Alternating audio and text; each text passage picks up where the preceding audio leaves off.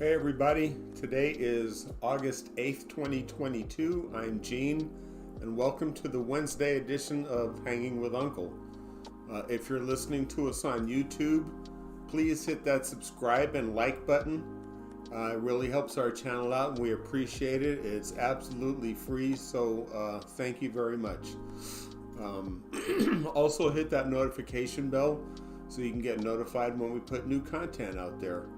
And let's get into it today. So I know we've all heard about, the raid on not the raid. Let me back that up. I hate calling it the raid. On the lawful execution of a search warrant at Lago. Okay, it was not a raid. They gave notice beforehand to the Secret Service and let them know they were coming. Therefore, it was not a raid. It was just a search warrant execution. Now, I've written several search warrants in my tenure in law enforcement, and I can tell you that it's a very specific document. You have to describe in your affidavit your probable cause for the warrant, and you have to list what you expect to find and where it might be located. You have to describe the property, and if you think people on the property are involved, then you include all of them in the warrant as well. So it was not a raid. They didn't kick the door in. They knew it beforehand about the search warrant.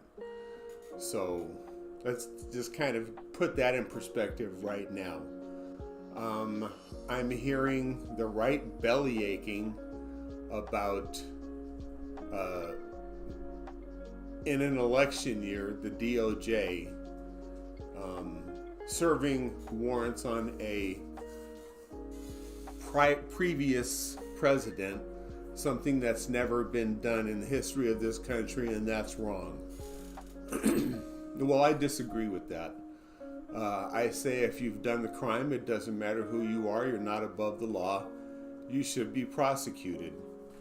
So the reason no other president was legally prosecuted was because one was pardoned and the others didn't do anything during their presidency to require action in the criminal justice system. So keep that in perspective.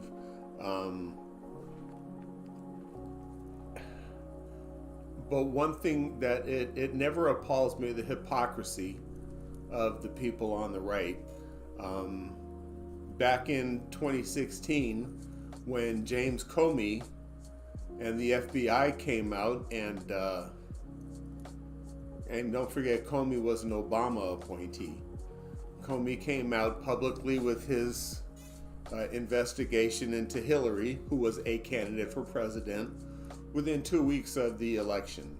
Ballots had already been cast, if you vote by mail or early balloting. So it was critical, and the right was fine with that. Prosecute, yeah, lock her up.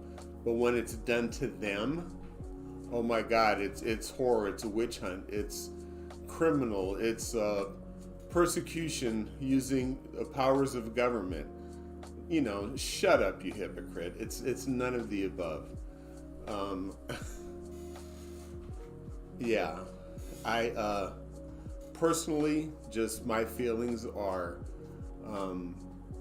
if you really believe that this is undue persecution on the Tangerine Terror, there's this thing called discovery that the prosecution has to turn over to the defense, so they have the same thing. There's an equal footing. You can't hide evidence that would taint the case and throw it out on a mistrial. So they have everything. Show us where the malfeasance is. Show us where the the impropriety is within the Justice Department, including the FBI. And let's not forget Christopher Wray, the director of the FBI, was an appointee of the Tangerine Terror. So these guys act according to the law, not political party or purpose.